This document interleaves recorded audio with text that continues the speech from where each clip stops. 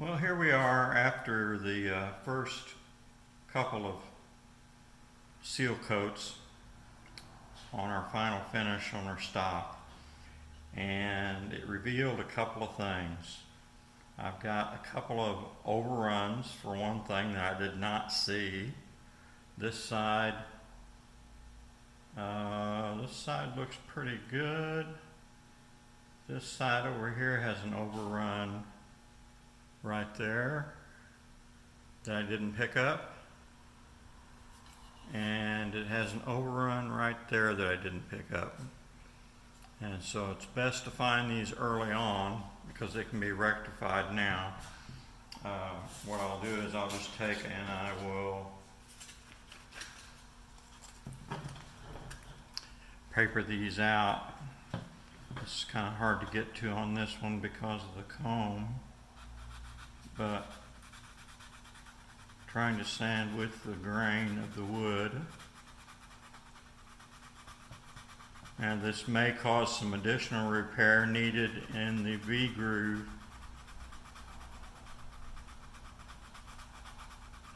After I take away the masking.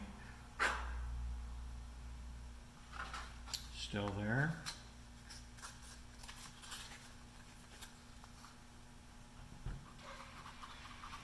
Very difficult to get up to these areas that are right up against the masking without rolling the masking back, which I don't want to do. Not that I can't replace it, it's just that it's just one of those things I'd rather not have to deal with. I believe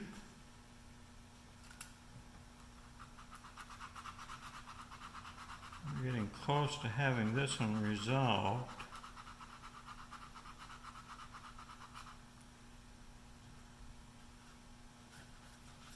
Okay, there. Now, a little bit more right here.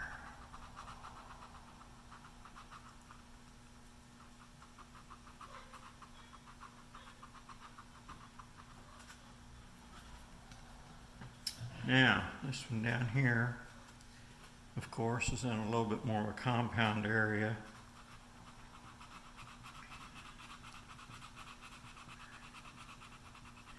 It's easier to blend together without anybody noticing it.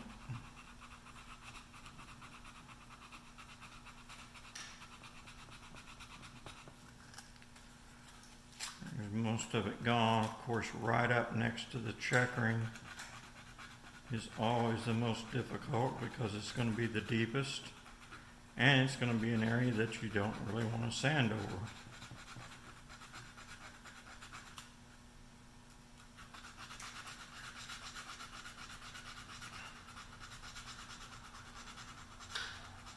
So I've doubled my sandpaper into a loop like that. I'm using the loop to go up to the paper.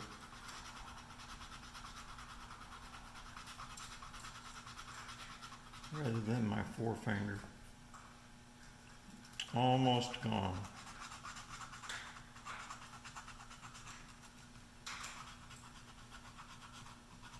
Now I'm going to get a little tougher with it up against the paper. Okay. So that's got them gone. Now we'll clean that back up with our other grits.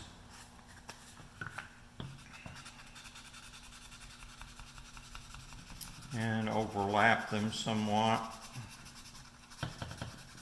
into some of the other areas so they don't show. Evidently I got some paper up into that cone a little bit, marked up anyway.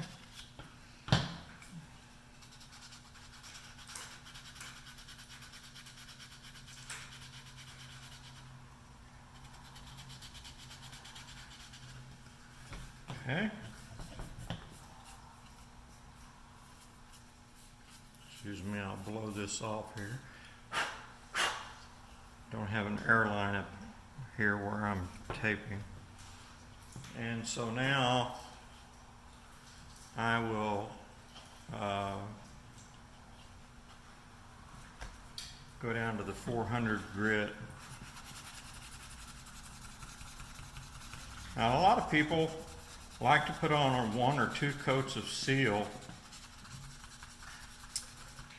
and then immediately scuff it down with like a 400 paper or something like that and use the sawdust to seal the pores.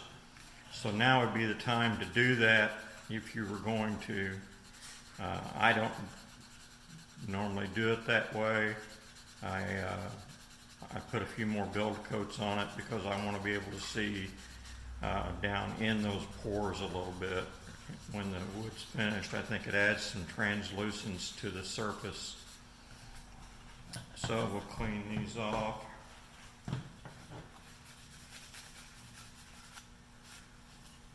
And we'll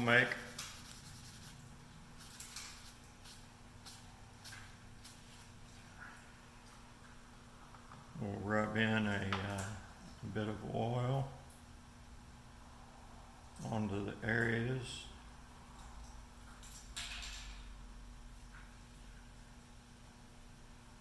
And it should be like they were never there,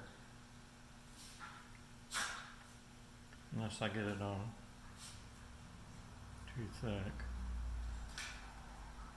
There we go. So, yeah, now that one's gone. The other's gone. So those 2 areas now are repaired, and you can see that one there is gone. You can see that one there is gone now. And I haven't messed up any of my contours. So thought I'd throw that in there. And we'll be back with probably when I get my first sanding coat on, which this grain that you can see in these areas here will be mostly just virtually filled at that point. I don't like getting sawdust down in those pores, and so there'll be several coats applied before we're at that position. So that's when we'll come back, and then we'll do a sanding coat and see what we do from there.